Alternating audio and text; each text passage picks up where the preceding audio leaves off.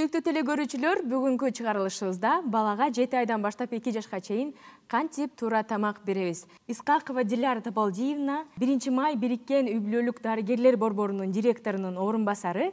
Менин баламдын салмагы көрсөткүч боюнча 2-3 шкаланын ортосунда экен. Бул кандай мааниге ээ болуп калат? Баланын салмагы ушул графика боюнча 2 менен 3-түн ортосунда турса, демек баланын салмагы ашык дегенди билгизет. 2 жашка чейин берилүүчү тамакты жасайбыз. Кошумча тамак болуп эсептелет. Бул күрүчтөн жасалган ботко ашкабак менен кошулат.